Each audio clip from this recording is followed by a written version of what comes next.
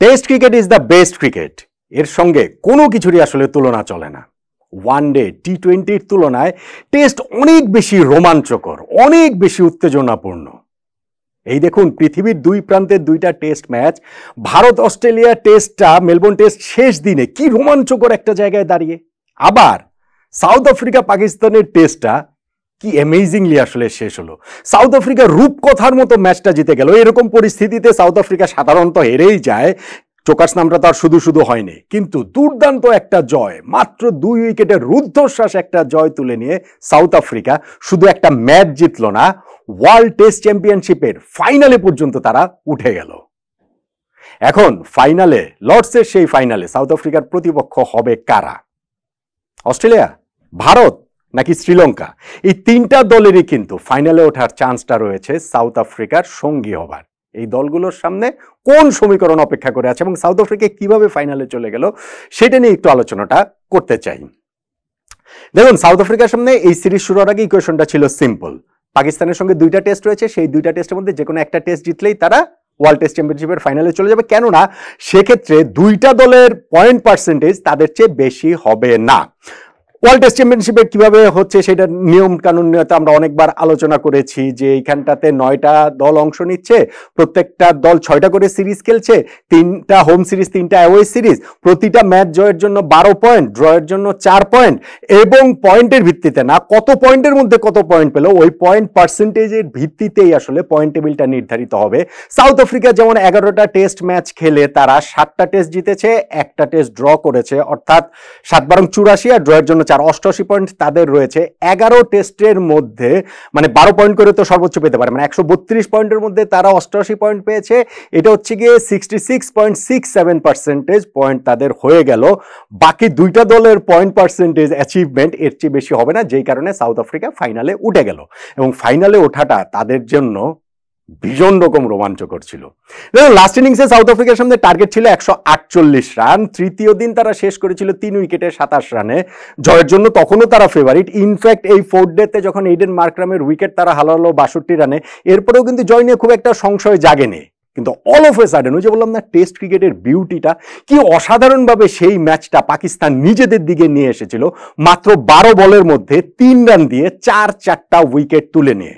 South Africa 4 উইকেটে 96 রানে ছিল, জয়ের জন্য প্রয়োজন ছিল 52 রান, হাতে তাদের 6 উইকেট, পার্টনারশিপটা জমে গেছে। ওই সময় টেম্বা বাবুমা আউট হয়ে গেলেন। আউট আসলে তিনি হননি, আম্পায়ার তাকে আউট দিয়েছে ইনসাইড এজ মনে করে মোহাম্মদ আব্বাসের বলে, এবং তিনিও সুন্দর করে ওয়াক করে প্যাভিলিয়নে চলে গেলেন।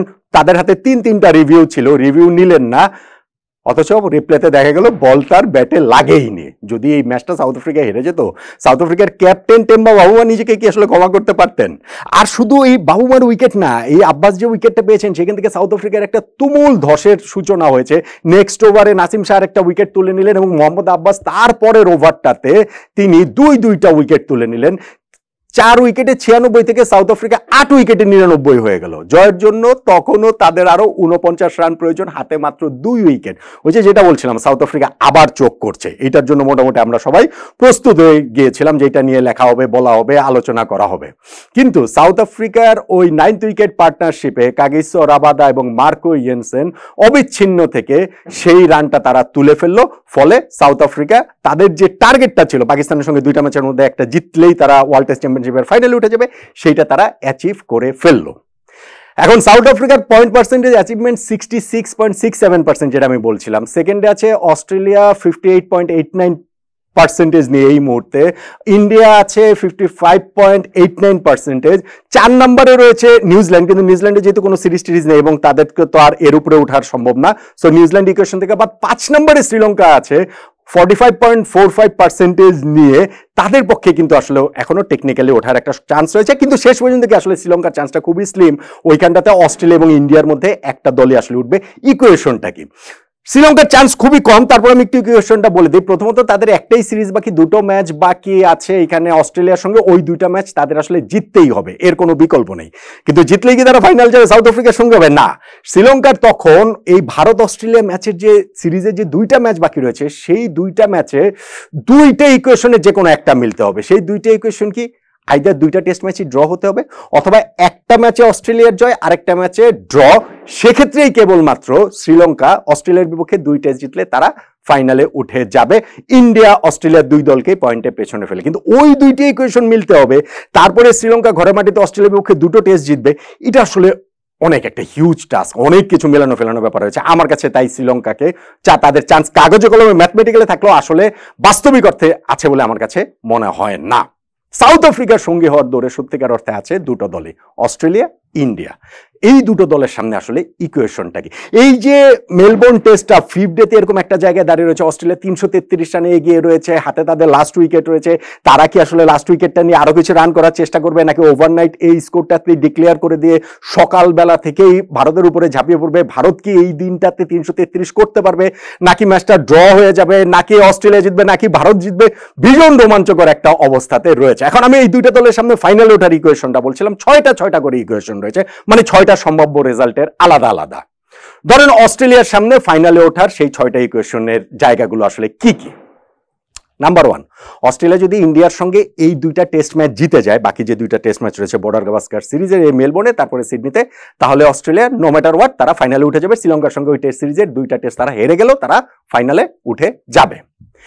নাম্বার 2, এখন অস্ট্রেলিয়া ধরেন এই 2টা টেস্টের মধ্যে একটা টেস্ট জিতলো, একটা টেস্ট ড্র করলো, সেক্ষেত্রে কি হবে? সেক্ষেত্রে তারা ইন্ডিয়াকে আউট করে দেবে, ইন্ডিয়া সেক্ষেত্রে শিওরলি আউট হয়ে যাবে। কিন্তু শ্রীলঙ্কার কাছে যদি আবার 2-0 ব্যবধানে তারা হেরে যায়, তখন কিন্তু পয়েন্ট টেবিল আবার শ্রীলঙ্কার চেয়ে পিছিয়ে পড়বে। ফলে সেক্ষেত্রে এই রেজাল্টটা যদি হয় যে এই বর্ডার গাভাস্কার সিরিজের বাকি 2 ম্যাচে অস্ট্রেলিয়ার একটা জয় একটা ড্র, সেক্ষেত্রে শ্রীলঙ্কার কাছে তাদের 2-0 ব্যবধানে হারা যাবে না। নাম্বার 3, ধরেন অস্ট্রেলিয়া এই 2 টেস্টের মধ্যে একটা জিতলো একটা হারলো, সেক্ষেত্রে কি হবে? সেক্ষেত্রে শ্রীলঙ্কার সঙ্গে 2 টেস্টের মধ্যে তাদের যে কোনো একটা জিতলেই তারা 2 নম্বর দল, মানে সেকেন্ড টিম হিসাবে তারা ফাইনালে উঠে যাবে। যদি এই বাকি 2টা টেস্ট ইন্ডিয়া অস্ট্রেলিয়া ড্র হয়, 2টা টেস্টই ড্র হলো মেলবোর্ন সিডনিতে, সেক্ষেত্রেও অস্ট্রেলিয়ার শ্রীলঙ্কার বিপক্ষে যে কোনো একটা টেস্ট জিতলেই তারা কোয়ালিফাই করে ফেলবে ফাইনালের জন্য। নাম্বার 4 তো বললাম, নাম্বার 5 ধরেন হচ্ছে গিয়ে অস্ট্রেলিয়া একটা টেস্ট ম্যাচ হচ্ছে গিয়ে তারা ড্র করলো, আরেকটা টেস্ট ম্যাচ তারা হেরে গেল ইন্ডিয়ার সঙ্গে, সেক্ষেত্রে শ্রীলঙ্কার সঙ্গে তাদের 2টা টেস্ট ম্যাচই জিততে হবে, এর কোনো বিকল্প আসলে নেই। এবং নাম্বার 6 যেটা, সেটা হচ্ছে অস্ট্রেলিয়া যদি ভারতের কাছে 2টা টেস্টই হেরে যায়, তাহলে অস্ট্রেলিয়া আউট, অস্ট্রেলিয়ার আর ফাইনাল খেলার কোনো চান্স নেই। তখন হিসাবটা হবে হচ্ছে গিয়ে ইন্ডিয়া আর শ্রীলঙ্কার মধ্যে। এই হচ্ছে কি অস্ট্রেলিয়ার 6টা ইকুয়েশন। এখন ইন্ডিয়ার 6টা ইকুয়েশন কি? ইন্ডিয়ার ইকুয়েশনটা, শ্রীলঙ্কারটা প্রায় অসম্ভব, অস্ট্রেলিয়ার ইকুয়েশনটা বললাম। ইন্ডিয়ার ইকুয়েশনটা কি? ইন্ডিয়ার ইকুয়েশনটাও কিন্তু আসলে খুব সহজ নয়। হ্যাঁ, ইন্ডিয়ার সামনেও 6টা ইকুয়েশন রয়েছে, সেক্ষেত্রে নাম্বার 1টা সবচেয়ে সহজ, মানে যেটা করলে আর কোনো হিসাব নিকাশের জায়গা নেই। সেটা কি? সেটা হচ্ছে গিয়ে 2টা টেস্টই অস্ট্রেলিয়ার বিপক্ষে ইন্ডিয়াকে জিততে হবে। এই যে 333 রানে লাস্ট ডে তারা শুরু করছে পিছিয়ে থেকে, এইখান থেকে এই টেস্ট ম্যাচটা জিততে হবে, এবং লাস্টের সিডনি টেস্ট অস্ট্রেলিয়ার বিপক্ষে সেইটাও তাদের জিততে হবে। ইন্ডিয়ার তো এরপরে কোনো টেস্ট সিরিজ নেই, এই 2টাই তাদের লাস্ট টেস্ট। এই 2টা টেস্ট ম্যাচ যদি ইন্ডিয়া জিতে, তাহলে কিন্তু ইন্ডিয়া ওয়ার্ল্ড টেস্ট চ্যাম্পিয়নশিপের ফাইনালে খেলে ফেলবে, উঠে যাবে। আচ্ছা, নাম্বার 2 যেটা হতে পারে, একটা টেস্ট ড্র হলো, আরেকটা টেস্ট ইন্ডিয়া জিতলো। ধরেন এই টেস্টটা তো ড্র হওয়ার এভরি পসিবিলিটি জিরো রয়েছে, আরেকটা টেস্ট হচ্ছে গিয়ে ইন্ডিয়া মনে করেন জিতলো, মানে 2 টেস্টের মধ্যে।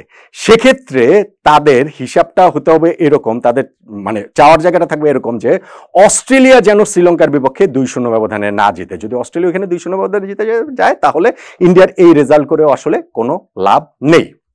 এখন নাম্বার 3, ধরেন হচ্ছে গিয়ে ইন্ডিয়া এই 2 টেস্টের মধ্যে একটা জিতলো একটা হারলো, সেক্ষেত্রে কি হবে?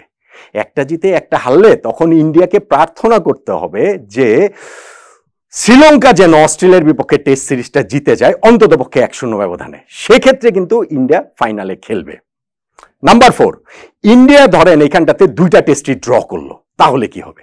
2টা টেস্ট ড্র করলে ইন্ডিয়ার জন্য আসলে কাজটা অনেক অনেক অনেক কঠিন হয়ে যাবে। কেননা 2 টেস্ট ড্র করলে সেক্ষেত্রে অস্ট্রেলিয়া শ্রীলঙ্কা যে সিরিজটা রয়েছে, সেই সিরিজটাতে শ্রীলঙ্কা যদি 2টা টেস্ট ম্যাচ জিতে, তারা পয়েন্ট টেবিলে ইন্ডিয়ার চেয়ে বেশি এগিয়ে যাবে, অথবা অস্ট্রেলিয়া যদি 1-0 ব্যবধানে জিতে, সেক্ষেত্রে অস্ট্রেলিয়াও এগিয়ে যাবে। সো ভারতের পক্ষে 2টা টেস্ট ড্র করে এই ইকুয়েশন মেলানোটা আসলে কঠিন হবে। নাম্বার 5, যদি ভারত একটা টেস্ট ড্র করে এবং একটা টেস্ট হারে, সেক্ষেত্রে কি হবে? সেক্ষেত্রে Bharat out, no matter what. ওই বাকি লাস্ট মানে হচ্ছে গিয়ে ইন্ডিয়া অস্ট্রেলিয়া শ্রীলঙ্কা সিরিজের রেজাল্ট যাই হোক না কেন, আর ইন্ডিয়া যদি 2টো হারে, সেক্ষেত্রেও তারা আউট, বলাই বাহুল্য। এখন এই হচ্ছে কি ইন্ডিয়ার সামনে 6টা ইকুয়েশন, অস্ট্রেলিয়ার সামনে 6টা ইকুয়েশন, শ্রীলঙ্কার সামনে আমি বলছিলাম 2টা ইকুয়েশন। সাউথ আফ্রিকা ভীষণ রোমাঞ্চকর এক জয়ের মাধ্যমে ওয়ার্ল্ড টেস্ট চ্যাম্পিয়নশিপের ফাইনাল খেলাটা নিশ্চিত করে ফেলেছে। বাকি 3 দল শ্রীলঙ্কা, অস্ট্রেলিয়া এবং ভারতের সামনে এখনো কাগজে কলমে ফাইনালে ওঠার সেই সুযোগটা রয়েছে। এই 3 দলের মধ্যে সাউথ আফ্রিকার সঙ্গে কে হবে? আমি শ্রীলঙ্কাকে আউট করে দিচ্ছি, এই ইকুয়েশন মিলে তারা ফাইনালে যেতে পারবে না। ভারত এবং অস্ট্রেলিয়া এই 2টা দলের মধ্যে একটা দল যাবে, এবং সেক্ষেত্রে এই মেলবোর্ন টেস্টের আউটকামটা খুবই গুরুত্বপূর্ণ। মেলবোর্ন টেস্টের 5th ডেতে এইটা একটা মানে অ্যাডেড ব্যাপার হয়ে গিয়েছে, এবং আমার আমার আমার আমার বাজি হচ্ছে গিয়ে এই 2 দলের মধ্যে ওয়ার্ল্ড টেস্ট চ্যাম্পিয়নশিপের ফাইনালে খেলার ক্ষেত্রে অস্ট্রেলিয়ার উপরেই। আমার মনে হচ্ছে সাউথ আফ্রিকার সঙ্গে অস্ট্রেলিয়াই ফাইনাল খেলবে, শ্রীলঙ্কার পাশাপাশি ইন্ডিয়াও ওয়ার্ল্ড টেস্ট চ্যাম্পিয়নশিপের ফাইনালের রেস থেকে আউট হয়ে যাবে। সো আপনিও কি এই কোয়েশন শুনে মনে করছেন যে সাউথ আফ্রিকার সঙ্গে ফাইনালে ওঠার ক্ষেত্রে অস্ট্রেলিয়াই ফাইনাল খেলবে, নাকি আপনার বাজি ইন্ডিয়ার উপরে? সেন্সেশনাল কিছু একটা করে কোনো ইকুয়েশন মিলিয়ে অথবা 2টা টেস্ট ম্যাচ জিতে ইন্ডিয়া ওয়ার্ল্ড টেস্ট চ্যাম্পিয়নশিপের ফাইনাল খেলবে বলে আমি মনে করছি না। আপনি কি মনে করছেন কিনা জানাতে পারেন।